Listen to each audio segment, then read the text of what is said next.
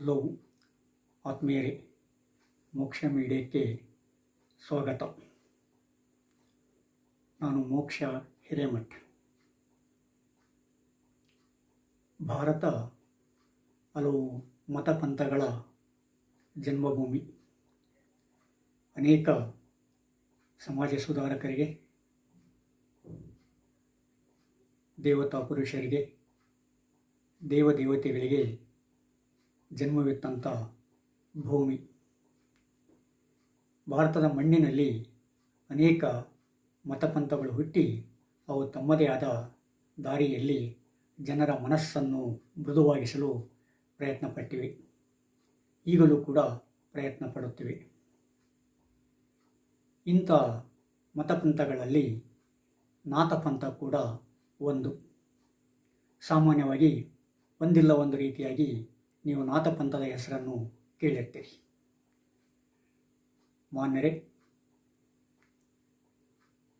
Like ಮಾಡಿ, subscribe ಆಗಿ, share ಮಾಡಿ. ನಾಥಪಂಥ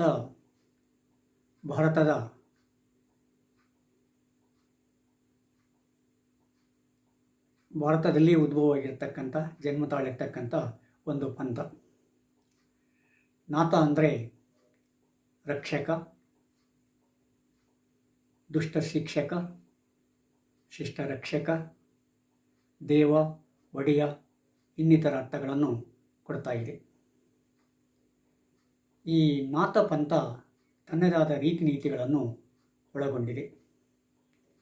ಸಾಮಾನ್ಯವಾಗಿ 7ನೇ ಶತಮಾನಕ್ಕಿಂತ ಮುಂಚೆ ನಾಥಪಂಥ ಈಗಿರ್ತಕ್ಕಂಥ ರೂಪಿನಲ್ಲಿ ಇರಲಿಲ್ಲ.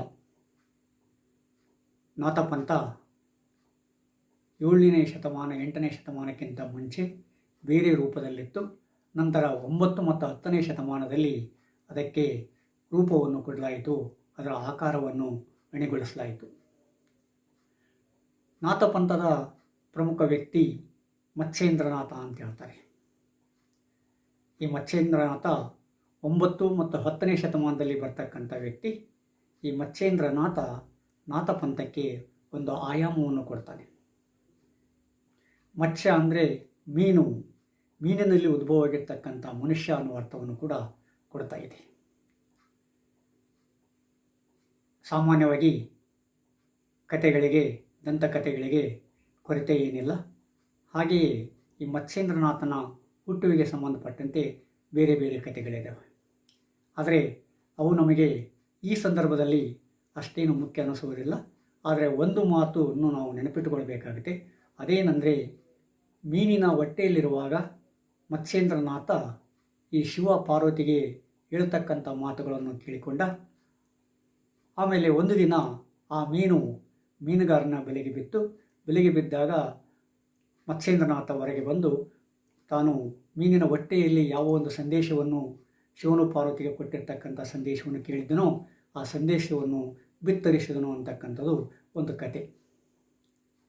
ಅದು ಏನೇ ಆಗಲಿ, ಇಲ್ಲಿ ಮಾತ್ರ ಒಂದು ಮಾತನ್ನು ನಾವು ನೆನಪಿಡಬೇಕಾಗುತ್ತೆ. ಮತ್ಸ್ಯೇಂದ್ರನಾಥ ಶಿವ ಸಂಪ್ರದಾಯಕ್ಕೆ ಬದ್ಧನಾಗಿರ್ತಕ್ಕಂಥ ವ್ಯಕ್ತಿ. ಶಿವನು ಪಾರ್ವತಿಗೆ ಹೇಳಿರ್ತಕ್ಕಂಥ ಸಂದೇಶವನ್ನು ತನ್ನ ಪಂಥದಲ್ಲಿ ಅಳವಡಿಸಿಕೊಂಡಿರ್ತಕ್ಕಂಥ ವ್ಯಕ್ತಿ.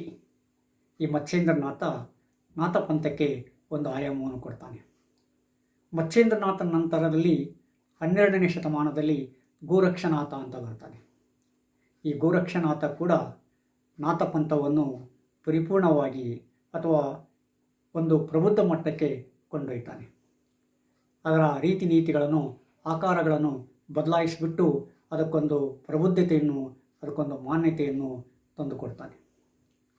ಗೋರಕ್ಷನಾಥ ಅಂದರೆ ಗೋಗಳನ್ನು ರಕ್ಷಿಸ್ತಕ್ಕಂಥ ಒಡೆಯ ವ್ಯಕ್ತಿ ಅಂತಕ್ಕಂಥ ಅರ್ಥ ಕೂಡ ಆಗುತ್ತೆ.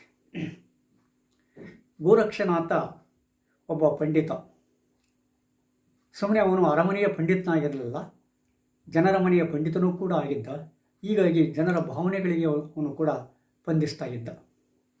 ಈ ಗೋರಕ್ಷನಾಥ 12ನೇ ಶತಮಾನದಲ್ಲಿ ಪ್ರಮುಖ ಯೋಗಿಯಾಗಿ ನಮಗೆ ಕಂಡು ಬರ್ತಾನೆ.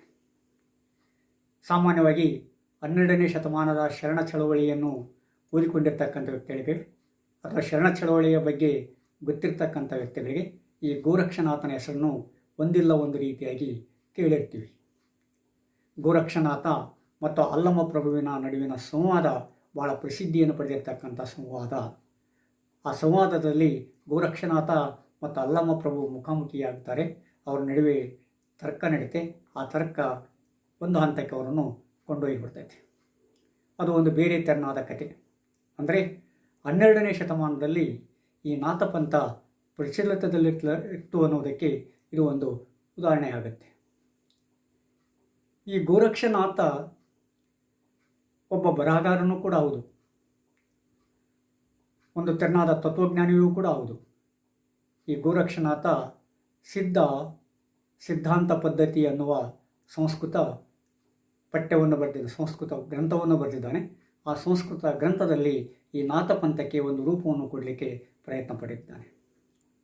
ಅವನು ಬೇರೆ ಬೇರೆ ತೆರನಾದ ಬರಹಗಳನ್ನು ಮಾತುಗಳನ್ನು ಹೇಳಿದ್ದಾನೆ. ಆದರೆ ಬರಹಕ್ಕಿಂತ ಅವನು ಬದುಕಿಗೆ ಒತ್ತನ್ನು ಕೊಟ್ಟಿರ್ತಕ್ಕಂಥ ವ್ಯಕ್ತಿ.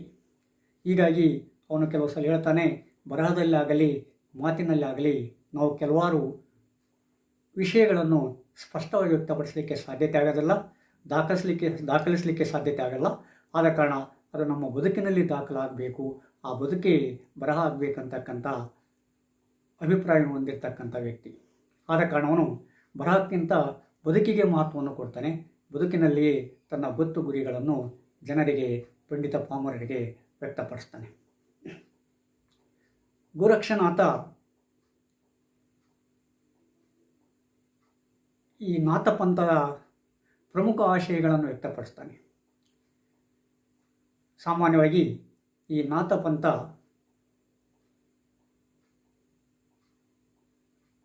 ಈ 7-8ನೇ ಶತಮಾನಕ್ಕಿಂತ ಮೊದಲು ಈ ಒಂದು ಆಕಾರದಲ್ಲಿದ್ದಿಲ್ಲ.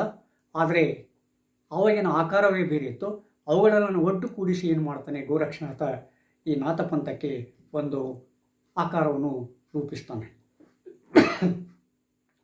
7-8ನೇ ಶತಮಾನಕ್ಕೆ ಮೊದಲು ಈ ಅವಧೂತ ಪಂಥ ಇತ್ತು.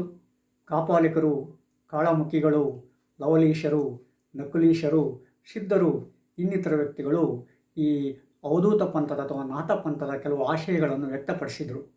ಅವುಗಳನ್ನೆಲ್ಲ ಒಗ್ಗೂಡಿಸಿಕೊಂಡು ಏನು ಮಾಡ್ತಾನೆ ಈ ಗೋರಕ್ಷನಾಥ, ನಾಥಪಂಥಕ್ಕೆ ಒಂದು ಆಯಾಮವನ್ನು, ಗಟ್ಟಿಯಾದ ಆಯಾಮವನ್ನು ಒದಗಿಸಿಕೊಡ್ತಾನೆ. ಅಂದರೆ ಅವಧೂತ ಪಂಥದ, ಸಿದ್ಧ ಪಂಥದ ವಿಕಾಸವೇ ನಾಥಪಂಥ ಅಂತ ಹೇಳ್ಬೋದು. ಅವಧೂತ ಪಂಥದ ಮತ್ತು ಸಿದ್ಧ ಪಂಥದ ಮುಂದಿನ ದಾರಿಯೇ ನಾಥಪಂಥ ಅಂತ ಹೇಳ್ಬೋದು. ಹೀಗೆ ನಾಥಪಂಥ ತನ್ನ ಹೆಜ್ಜೆ ಗುರುತುಗಳನ್ನು ಭಾರತದ ಇತಿಹಾಸದಲ್ಲಿ, ಭಾರತೀಯ ಜನಜೀವನದಲ್ಲಿ ದಾಖಲಿಸಿತು. ನಂತರದಲ್ಲಿ ಅನೇಕ ನಾಥರು ಬರ್ತಾರೆ. ಈ ಸಾಮಾನ್ಯವಾಗಿ ನಾಥರಲ್ಲಿ ನವನಾಥರು ಅಂತೇಳಿ 9 ಜನಗಳನ್ನು ಗುರುಗಳಂತೇಳಿ ಪರಿಗಣಿಸ್ತಾರೆ. ಕೆಲವರು 5 ಜನಗಳನ್ನು, ಕೆಲವರು 9 ಜನಗಳನ್ನು, ಕೆಲವರು 18 ಜನಗಳನ್ನು, ಹೀಗೆ ಬೇರೆ ಬೇರೆ ರೀತಿಯಾಗಿ ಗುರುತಿಸ್ತಾರೆ. ಆದರೆ 9 ಜನ ಗುರುಗಳೇನಿರ್ತಾರಲ್ಲ ಅವರು ಮಾತ್ರ ಪ್ರಮುಖವಾದ ಗುರುಗಳು ಅಂತೇಳಿ ನಾಥಪಂಥದಲ್ಲಿ ಪರಿಗಣಿಸ್ತಾ ಇದ್ದಾರೆ. ಅದರಲ್ಲಿ ಪ್ರಮುಖವಾಗಿ ಮೊದಲೇ ಗುರು ಆದಿನಾಥ ಅಂತೇಳಿ. ಆದಿನಾಥ ಸಾಮಾನ್ಯವಾಗಿ ಶಿವನಿಗೆ ಆದಿನಾಥ ಅಂತ ಹೇಳ್ತಾರೆ, ಪರಮೇಶ್ವರನಿಗೆ ಆದಿನಾಥ ಅಂತ ಹೇಳ್ತಾರೆ. ಆದ ಕಾರಣ ಪರಮೇಶ್ವರನನ್ನೇ ಪ್ರಥಮ ಗುರು ಅಂತೇಳಿ ಈ ನಾಥಪಂಥದವರು ಪರಿಗಣಿಸ್ತಾರೆ. ನಂತರದಲ್ಲಿ ಮತ್ಸ್ಯೇಂದ್ರನಾಥ, ತದನಂತರದಲ್ಲಿ ಗೋರಕ್ಷನಾಥ, ಭೃತೃಹರಿ, ಜಲೇಂದ್ರನಾಥ, ಹರೀಂದ್ರನಾಥ, ಇನ್ನೂ ಬೇರೆ ಬೇರೆ ವ್ಯಕ್ತಿಗಳು ಈ ನಾಥಪಂಥದಲ್ಲಿ ಬಂದು ಹೋಗ್ತಾರೆ. ನಂತರದಲ್ಲಿ ಈ ನಾಥಪಂಥದಲ್ಲಿ 12 ಪಂಥಗಳಾಗಿ ವಿಭಜನೆಗೊಳ್ತವೆ. ಅದೇ 12 ಪಂಥಗಳೇ ಒಂದೇ ಪಂಥಕ್ಕೆ ಸೇರಲಿಲ್ಲ. ಬೇರೆ ಬೇರೆ ಪಂಥಗಳನ್ನು ಬೇರೆ ಬೇರೆ ರೀತಿಯಾಗಿ ವಿಭಜಿಸಿ ಅವುಗಳನ್ನು ನಾಥಪಂಥದಲ್ಲಿ ಒಗ್ಗೂಡಿಸಲಿಕ್ಕೆ ಪ್ರಯತ್ನ ಪಡ್ತಾರೆ. ಹೀಗಾಗಿ ಅವುಗಳು 12 ಪಂಥಗಳಾಗ್ತವೆ. ಆದರೆ ಅವುಗಳೆಲ್ಲ ಉದ್ದೇಶ ಒಂದೇ ಇರುತ್ತೆ. ಅದೇನೆಂದರೆ ಜೀವನ ಮುಕ್ತಿಯನ್ನು ಪಡೆದುಕೊಳ್ಳುವುದು, ಜೀವನದಲ್ಲಿ ಪರಮ ಮುಕ್ತಿಯನ್ನು ಪಡೆದುಕೊಳ್ಳುವುದು ಭಾಳ ಮುಖ್ಯ ಆಗುತ್ತೆ. ಅದನ್ನೇ ಗೋರಕ್ಷನಾಥ ಸ್ಪಷ್ಟವಾದ ಮಾತುಗಳು ಹೇಳ್ತಾನೆ. ಈ ದೇಹ ಮಾನಸಿಕ, ರಾಸಾಯನಿಕ ಮತ್ತು ಜೈವಿಕ ಕ್ರಿಯೆಗಳಿಂದ ಉಂಟಾಗಿರ್ತಕ್ಕಂಥದ್ದು.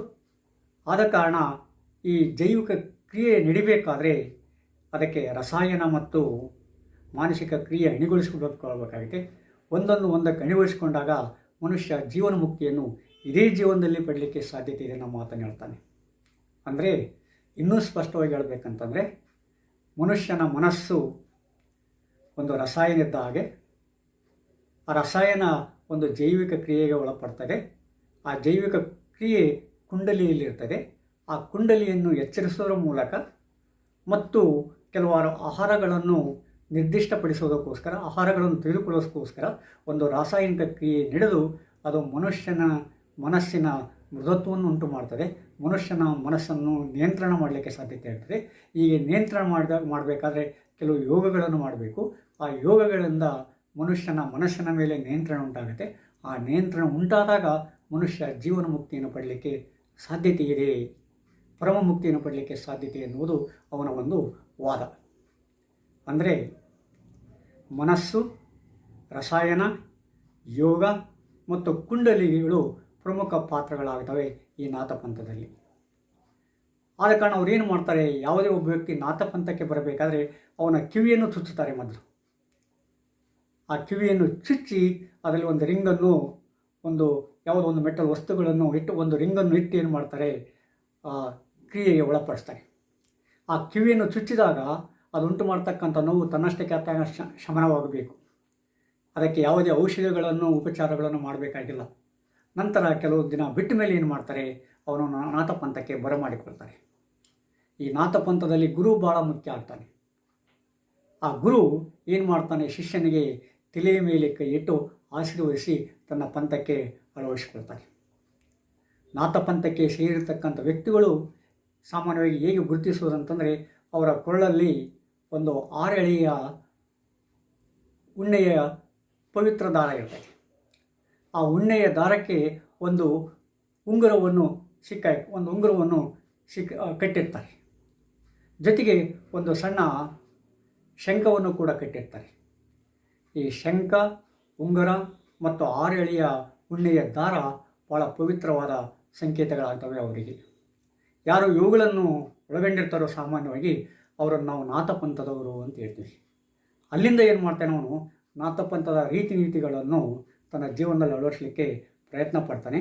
ಅವನು ಕೂಡ ಒಬ್ಬ ನಾಥನಾಗ್ತಾನೆ ಬರ್ತಾ ಬರ್ತಾ ಅವನ ಸಾಧನೆಯ ಹಿನ್ನೆಲೆಯಲ್ಲಿ.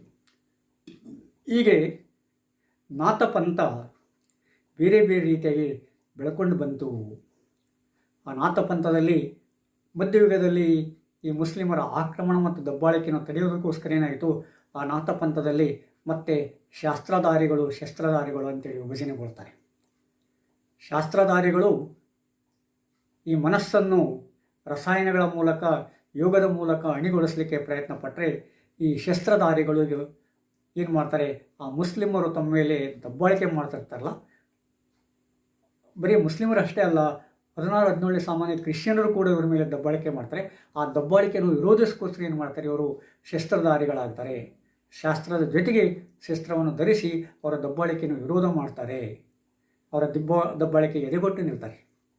ಯಾಕಂದರೆ ಸಾಮಾನ್ಯವಾಗಿ ನಾಥಪಂಥ ಉದ್ಭವವಾದ ಆ ರೀತಿಯಾಗಿ ಸಮಾಜದಲ್ಲಿರ್ತಕ್ಕಂಥ ಸ್ಥಾಪಿತ ಹಿತಾಸಕ್ತಿಗಳೇನಲ್ಲ, ಆ ಸ್ಥಾಪಿತ ಹಿತಾಸಕ್ತಿಗಳನ್ನು, ಜಾತಿ ಮತ ಪಂಥಗಳನ್ನು ವಿರೋಧಿಸುವ ಮೂಲಕ ನಾಥಪಂಥ ಬೆಳವಣಿಗೆಯನ್ನು ಪಡಿತು. ಆ ನಾಥಪಂಥದಲ್ಲಿ ಅನೇಕ ವ್ಯಕ್ತಿಗಳು ಏನು ಮಾಡ್ತಾರೆ, ಈ ಕೆಳವರ್ಗಕ್ಕೆ, ಕೆಳ ಜಾತಿಗಳಿಗೆ ಸೇರಿರ್ತಕ್ಕಂಥ ವ್ಯಕ್ತಿಗಳು ಇರ್ತಾರೆ. ಅದರ್ಥ ಮೇಲ್ಜಾತಿಗೆ ಸೇರ್ತಕ್ಕಂಥ ವ್ಯಕ್ತಿಗಳು ಇಲ್ಲ ಅಂತಲ್ಲ, ಅವರು ಕೂಡ ಇರ್ತಾರೆ. ಅದು ಹೆಚ್ಚಿನ ಸಂಖ್ಯೆಯಲ್ಲಿ ಕೆಳವರ್ಗದ ವ್ಯಕ್ತಿಗಳು ಆ ನಾಥಪಂಥೀಯರಾಗ್ತಾರೆ. ಆದ ಕಾರಣ ಕೆಲವು ಸಲ ಈ ಮುಸ್ಲಿಮರು ಮತ್ತು ಕ್ರಿಶ್ಚಿಯನ್, ವಿಶೇಷವಾಗಿ ಗೋವಾದಲ್ಲಿರ್ತಕ್ಕಂಥ ಪೋರ್ಚುಗೀಸರು ಏನು ಮಾಡ್ತಾರೆ, ಇವರ ಮೇಲೆ ದಬ್ಬಾಳಿಕೆಯನ್ನು ಉಂಟು ಮಾಡಿ ಅವರನ್ನು ಹತ್ತಿಕ್ತಾರೆ. ಹತ್ತಿಕ್ಕಿದಾಗ ಏನಾಗ್ತಾರೆ, ಅವರು ಕೆಲವರು ಸಂಸಾರಿಗಳಾಗ್ತಾರೆ, ಕೆಲವರು ಏನು ಮಾಡಿಬಿಡ್ತಾರೆ, ಕಾಡನ್ನು ಸೇರಿಸ್ಕೊಳ್ತಾರೆ, ಇನ್ನು ಕೆಲವರು ಹೆಸರನ್ನು ಬದಲಾಯಿಸ್ಕೊಂಡ್ಬಿಡ್ತಾರೆ. ಈ ಕ್ರಿಶ್ಚಿಯನರ ದಬ್ಬಾಳಿಕೆಗಿಂತ ಮೊದಲು ಇವ್ರಿಗೇನಿತ್ತು, ಜೋಗಿಗಳು ಅಂತ ಹೇಳ್ತಾಯಿದ್ರು. ಆದರೆ ಆವಾಗ ಕ್ರಿಶ್ಚಿಯನರ ದಬ್ಬಾಳಿಕೆ ಹೆಚ್ಚಾಯಿತು ಗೋವಾದಲ್ಲಿ. ಆವಾಗ ಏನು ಮಾಡ್ತಾರೆ, ಇವರು ಆ ಯೋಗಿ ಮತ್ತು ಜೋಗಿ ಶಬ್ದವನ್ನು ಬಿಟ್ಟು ನಾಥ ಶಬ್ದವನ್ನು ಬಳಸಲಿಕ್ಕೆ ಶುರು ಮಾಡ್ತಾರೆ ಅಂತೇಳಿ ಕೆಲವು ಇತಿಹಾಸಕಾರರು ಹೇಳ್ತಾರೆ. ಅಂದರೆ ಮತ್ತೆ ಬೇರೆ ರೂಪದಲ್ಲಿ ನಾಥಪಂಥ ಬೆಳವಣಿಗೆ ಆಯಿತು ಅನ್ನೋದು ಅದು ತೋರಿಸ್ಕೊಡ್ತಾ ಇದೆ. ಹೀಗೆ ನಾಥಪಂಥ ತನ್ನ ಬೇರುಗಳನ್ನು ಭಾರತದ ಮಣ್ಣಿನಲ್ಲಿ ಬಿಟ್ಟು ತನ್ನದಾದ ರೀತಿಯಲ್ಲಿ ಬೆಳಲಿಕ್ಕೆ ಶುರುವಾಯಿತು. ಈ ನಾಥಪಂಥೀಯರು ಸಾಮಾನ್ಯವಾಗಿ ಮೈಗೆಲ್ಲ ಬೂದಿಯನ್ನು ಬಳ್ಕೊಳ್ತಾರೆ, ಮುಖಕ್ಕೆಲ್ಲ ಬೂದಿಯನ್ನು ಬಳ್ಕೊಳ್ತಾರೆ. ಅವರು ಸಾಮಾನ್ಯ ಒಂದು ಕಡೆ ನಿಲ್ಲೋದಿಲ್ಲ, ಯಾವಾಗಲೂ ಒಂದು ಸ್ಥಳದಿಂದ ಇನ್ನೊಂದು ಸ್ಥಳಕ್ಕೆ ಹೋಗ್ತಾ ಇರ್ತಾರೆ. ಇನ್ನೊಂದು ಸ್ಥಳಕ್ಕೆ ಹೋದಾಗ ರಾತ್ರಿ ಆದಮೇಲೆ ಏನು ಮಾಡ್ತಾರೋ ದೂನ್ ಅಂತೇಳಿ, ಅಂದರೆ ಈ ಅಗ್ಗಸ್ಟಿಕ್ಕಿಯನ್ನು ಉರಿಸಿ ಬೆಂಕಿಯನ್ನು ಹಚ್ಚಿ ಅಗ್ಗಸ್ಟಿಕ್ಕಿಯನ್ನು ಕಾಸ್ತಾ ಇರ್ತಾರೆ, ಅದಕ್ಕೆ ದೂನ್ ಅಂತ ಹೇಳ್ತಾರೆ. ಆ ದೂನನ್ನು ಬೆಳಗಿಸ್ತಾರೆ. ಇದು ಸಾಮಾನ್ಯವಾಗಿ ಒಂದು ಸ್ಥಳದಿಂದ ಇನ್ನೊಂದು ಸ್ಥಳಕ್ಕೆ ಹೋಗ್ತಕ್ಕಂಥ ಈ ನಾಥಪಂಥದವರ ಒಂದು ಸಂಪ್ರದಾಯ. ಆದರೆ ನಾಥಪಂಥದವರು ಯಾವಾಗಲೂ ಅರೆಬೆತ್ತಲೆ ಆಗಿರಬೇಕಂತೇನಿಲ್ಲ. ಕೆಲವರು ಸ್ಥಳದಿಂದ ಸ್ಥಳಕ್ಕೆ ಹೋಗ್ತಾ ಇರುವವರು ಸಾಧು ಸಂತರು ಏನಾಗ್ತಾರೆ, ಈ ಟಂಕಕ್ಕೆ ಮಾತ್ರ ಲಂಗೋಟಿಯನ್ನು ಕಟ್ಟಿಕೊಂಡಿರ್ತಾರೆ. ಇನ್ನು ಕೆಲವರು ತಮ್ಮದಾದ ರೀತಿಯಲ್ಲಿ ತಮ್ಮದೇ ಆದ ಇಷ್ಟ ಬಂದಾಗಿ ನಡೆದುಕೊಳ್ಳಲಿಕ್ಕೆ ಶುರು ಮಾಡ್ತಾರೆ.